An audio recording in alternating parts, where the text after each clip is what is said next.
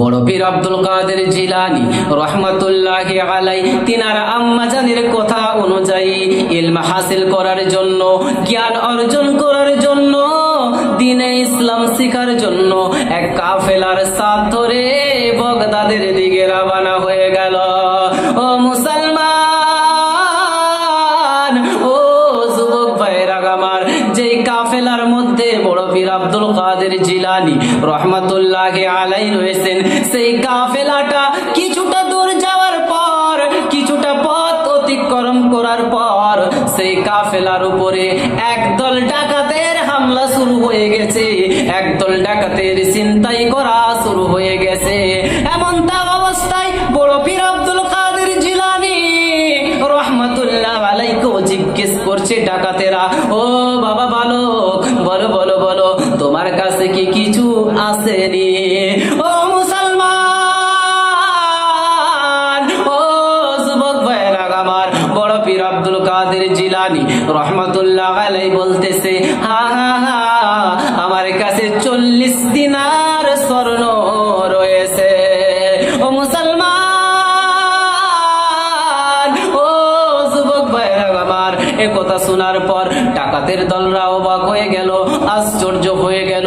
আমার বড় পীর আব্দুল কাদের জিলানী রহমাতুল্লাহি আলাইহিকে নিয়ে তাদের লিডারের কাছে চলে গেল, তাদের সরদারের কাছে চলে গেল এবং যাওয়ার পর সব কথা বলল। তাদের সরদার, তাদের লিডার জিজ্ঞেস করতেছে পুনরায়, ও বাবা বালক, সত্যি করে বলো, তোমার কাছে কি কোনো কিছু আসেনি? এ কথা শোনার পর বড় পীর আব্দুল কাদের জিলানী রহমাতুল্লাহি আলাইহি বলতেছেন, ও ডাকাতের দলেরা রে, আমি মিথ্যা কথা কই না, আমি সত্য কথা কই, আমার কাছে 40 দিনার স্বর্ণ রয়েছে। ও মুসলমান,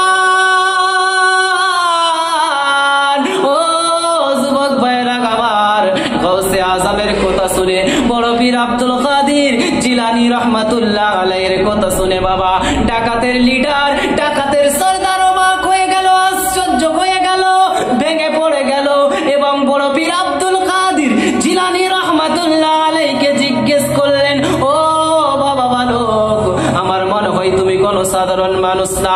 ও বাবা বালক, তুমি যে সত্য কথা কইলে এর কারণটা কি আমি কি জানতে পারি? বাবা বালক, বলো বলো।